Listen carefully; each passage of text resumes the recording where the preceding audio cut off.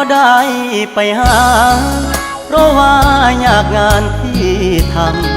ำบ่ได้ใจดำยังคิดนำตัวน้องคือเก่าบ่ได้เปลี่ยนไปหัวใจอ้ายยังห่วงเจ้าบ่ได้ปล่อยให้เงาเสาร์อาทิตย์ติดงานโอทีได้แต่โทรหาน้องคงจะไม่ว่ากันบ่เคยเปลี่ยนพัน